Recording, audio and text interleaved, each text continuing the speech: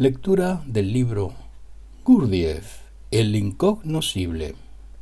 Capítulo 2. Superconocimiento.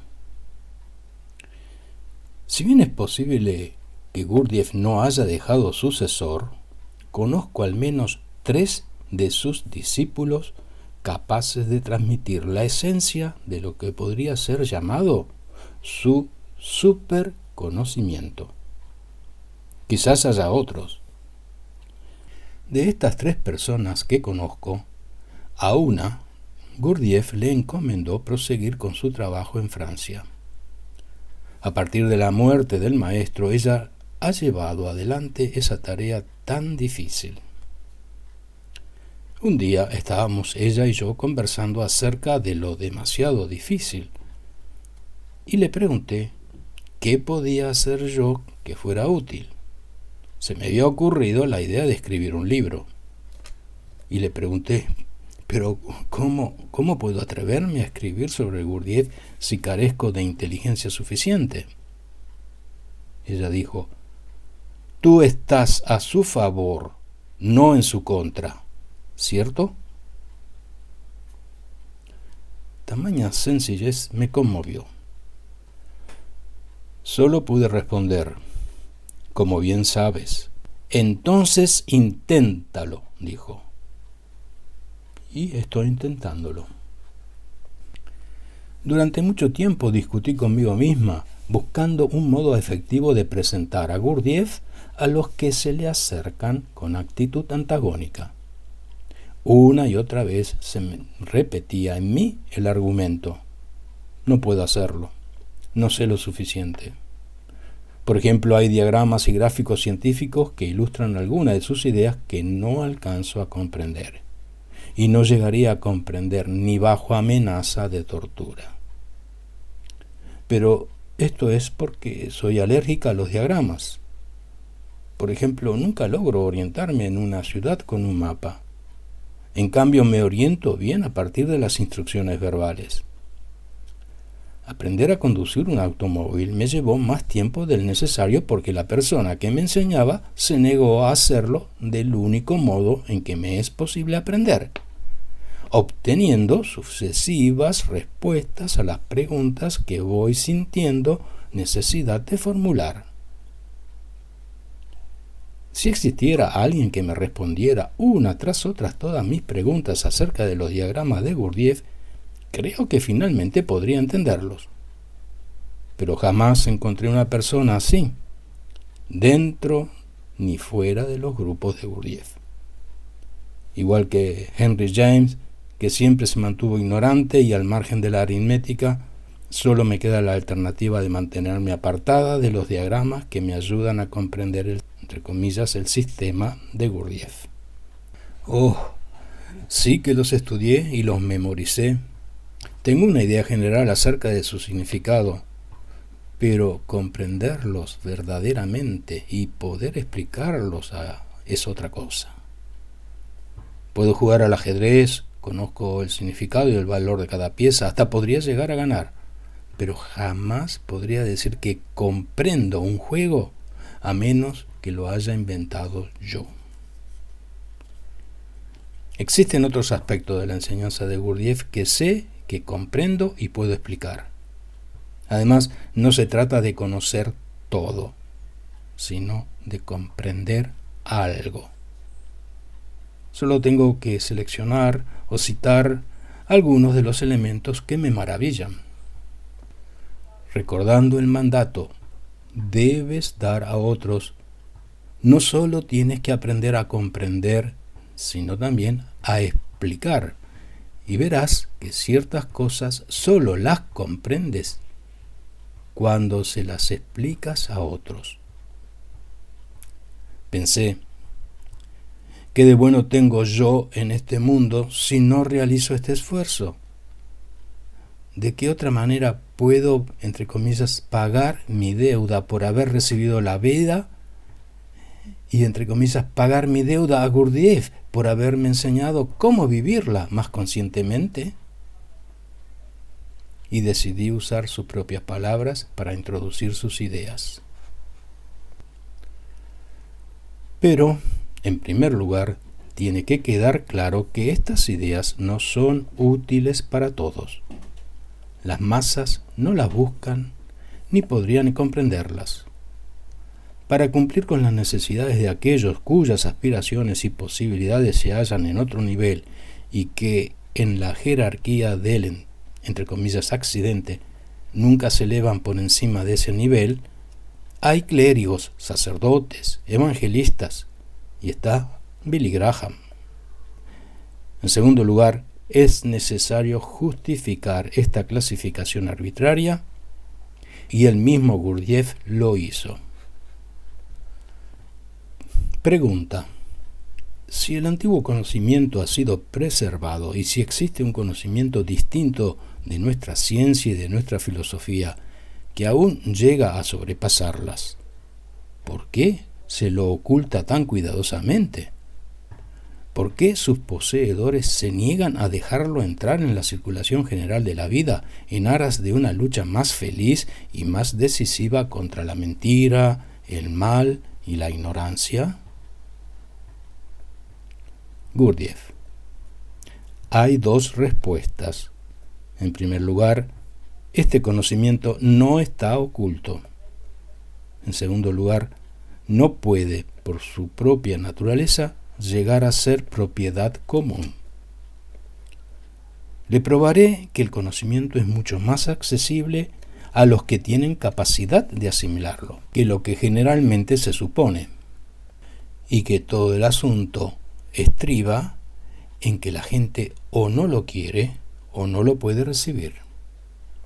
Pero ante todo, es necesario comprender que el conocimiento no puede pertenecer a todos, ni aún puede pertenecer a muchos. Así es la ley. Usted no lo comprende porque no se ha dado cuenta de que el conocimiento, como todo en el mundo, es material. Y esto significa que posee todas las características de la materialidad. Ahora bien, una de las primeras características de la materialidad es que la cantidad de la materia en un lugar dado y en condiciones dadas siempre es limitada. La materia del conocimiento posee cualidades enteramente diferentes según sea absorbida en pequeñas o en grandes cantidades. Tomada en gran cantidad en un lugar dado, por ejemplo, por un hombre o un grupo pequeño de hombres, produce muy buenos resultados. Tomada en pequeña cantidad, es decir, por cada uno de los individuos que componen una gran masa de hombres, no da ningún resultado o puede incluso dar resultados negativos, contrarios a los que se esperan. Entonces, si una cantidad definida de conocimiento se distribuye entre millones de hombres, cada individuo recibirá muy poco y esta pequeña dosis de conocimiento no podrá cambiar nada, ni en su vida, ni en su comprensión de las cosas.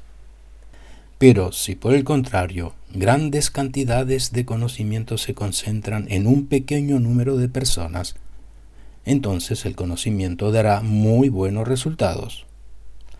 A primera vista esta teoría parece muy injusta porque la situación de aquellos a quienes en alguna forma se les niega el conocimiento para que otros puedan recibir algo más parece muy triste, inmerecida y más cruel de lo que debería ser.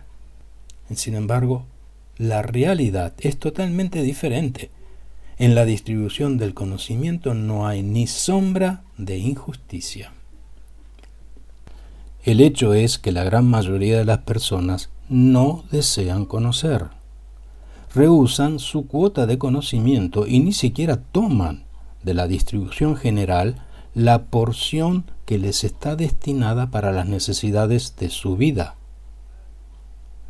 Esto se hace particularmente evidente en periodos de locura colectiva, de guerras y de revoluciones, cuando los hombres parecen perder súbitamente hasta la pequeña medida del sentido común que tenían de ordinario y, convertidos en perfectos autómatas, se entregan a gigantescas matanzas, perdiendo incluso el instinto de conservación.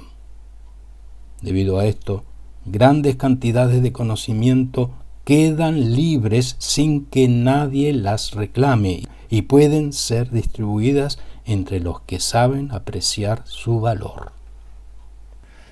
No hay nada injusto en esto, porque aquellos que reciben el conocimiento no toman algo que pertenece a otros, solo toman lo que otros han rechazado como inútil y que en todo caso se perdería si no fuera tomado. La acumulación del conocimiento por los unos depende del rechazo del conocimiento por los otros. El otro aspecto de la cuestión se refiere al hecho de que nadie oculta nada. No hay el menor misterio. Pero la adquisición o la transmisión del verdadero conocimiento exige una gran labor y grandes esfuerzos, tanto por parte del que recibe como del que da. Y aquellos que poseen este conocimiento hacen todo lo que pueden para transmitirlo y comunicarlo al mayor número posible de personas, para facilitarles su acercamiento y prepararlos para recibir la verdad. Pero el conocimiento no puede ser impuesto por la fuerza, y un examen imparcial de la vida del hombre medio, de sus intereses, de lo que llena sus días, demostrará al instante que es imposible acusar a los hombres poseedores de conocimiento de que lo ocultan, de que no quieren transmitirlo o de que no desean enseñar a otros lo que saben. El conocimiento no puede llegar gratuitamente a las personas sin esfuerzos de su parte. Todos comprenden esto muy bien cuando se trata de conocimientos ordinarios. Pero en el caso del gran conocimiento, si es que admiten la posibilidad de su existencia, consideran que es posible esperar algo diferente. Todo el mundo sabe muy bien, por ejemplo, que un hombre tendrá que trabajar intensamente durante varios años si quiere aprender chino. Nadie ignora que para poder captar los principios de la medicina son indispensables 5 años de estudio, y quizás el doble para el estudio de la música o la pintura. Sin embargo, algunas teorías afirman que el conocimiento puede llegarle a la gente sin esfuerzos de su parte. La misma existencia de tales teorías constituye una explicación adicional de por qué el conocimiento no puede llegar a la gente. Y al mismo tiempo es esencial comprender que los esfuerzos independientes de un individuo por llegar a algo en esta dirección también puede no dar ningún resultado. Solo se obtiene conocimiento con la ayuda de aquellos que lo poseen. Es necesario aprender del que sabe. Fragmentos de una enseñanza desconocida en busca de lo milagroso, por Pedro Damianovich Uspensky. Editorial Hachette, Buenos Aires. Una sola exigencia imponía Gurdjieff al que acudía a estudiar con él: que trabajara. No se nos pedía que tratáramos de cambiar nuestra naturaleza, ni que abandonáramos la profesión o los negocios, ni que, entre comillas, entráramos en un monasterio, pero sí que nos aplicáramos con seriedad a trabajar para adquirir la vida tridimensional para la cual su enseñanza nos preparaba. El, entre comillas, trabajo tenía que ocupar el primer lugar en el proyecto personal o nada sería posible. Esta era una gran dificultad en el comienzo. Cuando por primera vez escuché hablar de esta concentración en una meta única, suprema, recordé a una pianista amiga mía, Carol Robinson, que durante varias semanas al año enseña en uno de los grandes colegios norteamericanos para niñas. Lo primero que les dice a un nuevo grupo de estudiantes es: deben comprender que si ustedes no desearan verdaderamente llegar a ser pianistas, no estarían aquí. Con Gurdjieff, año tras año, había una preocupación similar en pos de una misma meta. Ese era el problema principal para mí y para todos los demás, estoy segura. Recuerdo cuando estaba tratando de escribir The Fiery Fountains y decidí que debía interrumpir mis visitas diarias a Gurdjieff. No podía escribir un libro y al mismo tiempo estudiar intensamente con él. Estaba sacrificando el libro al repartir de ese modo mi energía, pero yo deseaba terminarlo porque teníamos mucha necesidad del dinero que podía o que podría producir. Un día le dije a Gurdjieff que durante un tiempo no iría a verlo diariamente. ¿Por qué?, preguntó. Porque necesito terminar el libro. Libro es nada, dijo. Si no venir a visitar ahora, quizás luego demasiado tarde. Quizás no pueda venir más. Igual que no puede besar su propio codo. De modo que decidí renunciar al libro y persistir en el trabajo cotidiano en sus términos. Y, como siempre que uno toma la decisión correcta, el, entre comillas, destino se volcó en mi ayuda. Pronto Gurdjieff partió para Norteamérica y tuve 3 meses enteros para dedicarme a terminar el libro. En una parte de ese libro describo la lucha que durante años encaré para tratar de asimilar su enseñanza.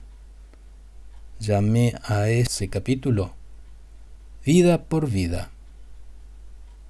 Mucho más tarde, cuando el libro se publicó, después de mi regreso a Norteamérica durante la guerra, le pregunté a una vecina, una persona seria y sencilla, si le había interesado lo que escribí acerca de Gurdjieff.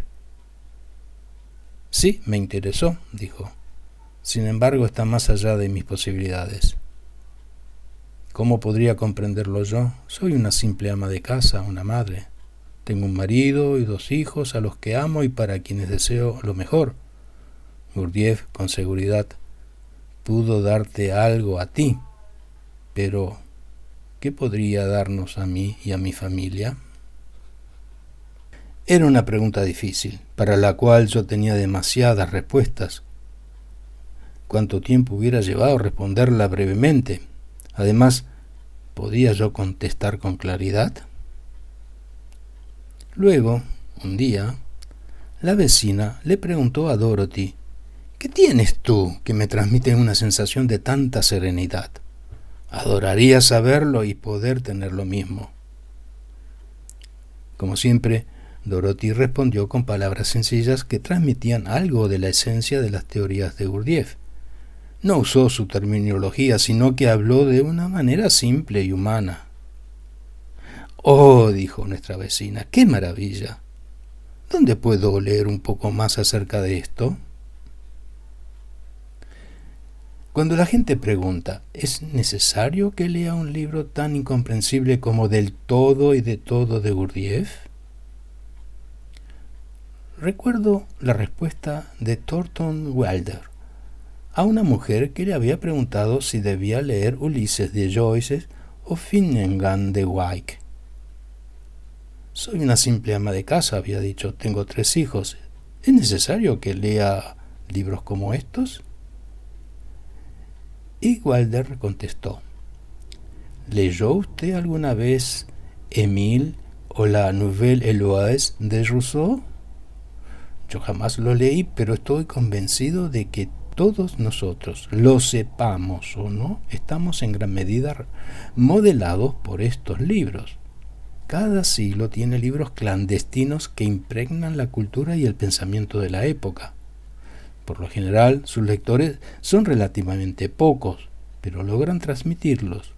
Creo que la influencia de estos 2 grandes libros de Rousseau todavía nos tiñe, aunque muchos de nosotros jamás los hemos de leer». Termina aquí la primera parte del capítulo 2, el superconocimiento. Continuará. Gracias por escuchar.